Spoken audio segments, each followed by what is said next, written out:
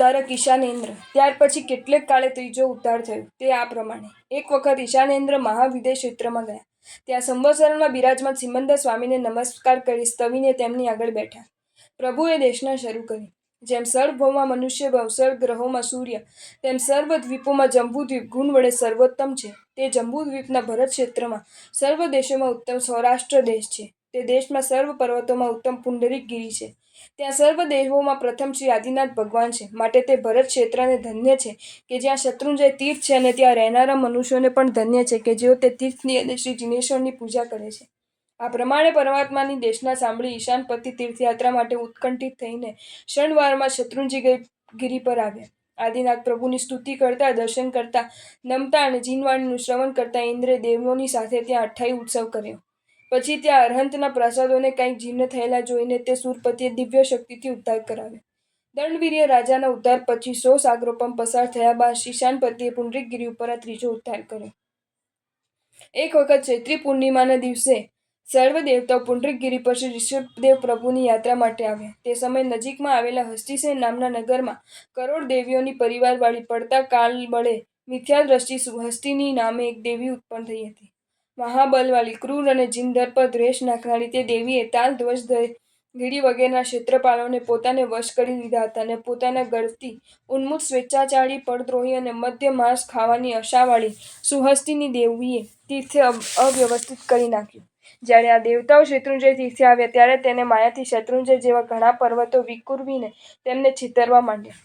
ઘણા શત્રુંજય પર્વતો જોઈ સર્વ દેવતાઓ પોતાના મનમાં આશ્ચર્ય પામીને વિચારવા લાગ્યા કે શું પૃથ્વી ઉપર આટલા બધા શત્રુંજય ગિરી છે, અથવા શું તે એક હોવા છતાં આપણી ભક્તિથી આટલા રૂપે થયા છે? એમ વિચારી અવધિ જ્ઞાનનો ઉપયોગ મૂક્યા વિના સર્વ પર્વતો પર જુદી જુદી સ્નાત્ર પૂજાદી ક્રિયા કરી પછી અઠ્ઠાઈ મહોત્સવ કરીને ત્યાંથી જવાની ઈચ્છા કરે છે। તેટલામાં શત્રુંજય ગિરી ઉપર એક શિખર પણ ન દેખાયું। તેથી સંભ્રમ પામી શું આપણી ભક્તિમાં અશાંતના થવાથી આ વિમલગિરી અદ્રશ્ય થયો હશે, અથવા મનથી જવાનું ચિંતવવાથી આપણે જ ત્યાંથી દૂર આવી ગયા? એમ વિચારીને અવધિ જ્ઞાનનો ઉપયોગ મૂકીને દેવીનું સર્વ કપટ જાણ્યું।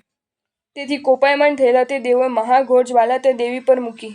તેનાથી અત્યંત બળતી તે મિથ્યાત્વી દેવી પરિવાર સહિત દીનતાપૂર્વક નમીને કહેવા લાગી, હે દેવો, તમે અમારા સ્વામી છો, અમે તમારી દાસીઓ છીએ, માટે અજ્ઞાનતાથી અવિચારિત કાર્ય કર્યું છે, હવે કદી પણ નહીં કરીએ, માટે આ એક અપરાધ ક્ષમા કરો। આ સાંભળી દેવતાઓ બોલ્યા, અરે તીર્થઘાતિની દુષ્ટા, અમારી જેમ બીજાઓને પણ તું આવી રીતે ઠગે છે? હે માજ ભક્ષિની, તે આ તીર્થને મલિન કર્યું અને તીર્થની રક્ષા કરવા માટે રાખેલી છે, પણ તું તો ઉલટું તીર્થની નાશ કરે છે। તે આવું દુષ્કૃત્ય કર્યું, માટે હવે તું હમણાં જ મૃત્યુ પામીશ। દેવોના આવા વચન સાંભળી તે ભય પામીને શ્રી જિનેશ્વર ભગવાનના શરણે ગઈ અને વારંવાર ક્ષમા માંગવા લાગી। તેથી તેને દેવોએ છોડી મૂકી। સત્પુરુષો અપરાધી છતાં પણ નમેલા પ્રાણી ઉપર કોપ કરતા નથી। ત્યારથી હસ્તિની દેવી હસ્તિસેનાપુરમાં ગઈ અને પૂર્વની જેમ તીર્થની રક્ષા અને સંઘ ભક્તિ કરવામાં તત્પર થઈ। શ્રી શત્રુંજયનો ચોથો, પાંચમો અને છઠ્ઠો ઉદ્ધાર। એક વખત ચોથા દેવલોકના મહેન્દ્ર નામના ઇન્દ્ર શત્રુંજય ગિરી ઉપર આવ્યા અને પ્રભુના જીર્ણ થયેલા પ્રસાદો જોઈને વિચાર્યું, જરૂર તે દેવીનું જ આ ચેષ્ટિત લાગે છે।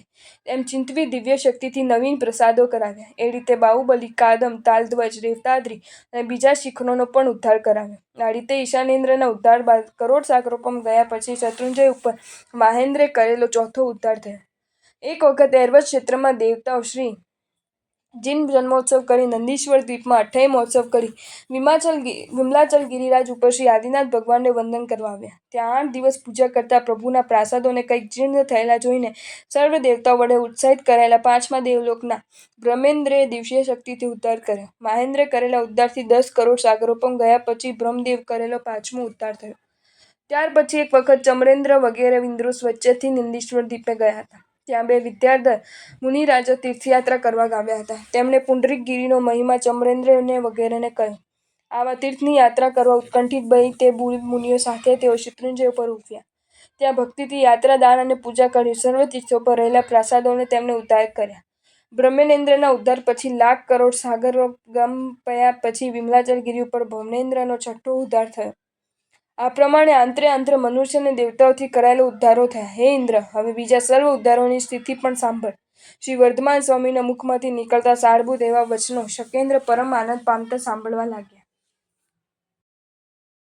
જો તમને આ વિડીયો ગમ્યો હોય તો આ વિડીયોને લાઈક કરો અને મારી ચેનલ જૈન ફેક્ટ્સ એન્ડ સ્ટોરીઝને સબસ્ક્રાઈબ કરો। ધન્યવાદ।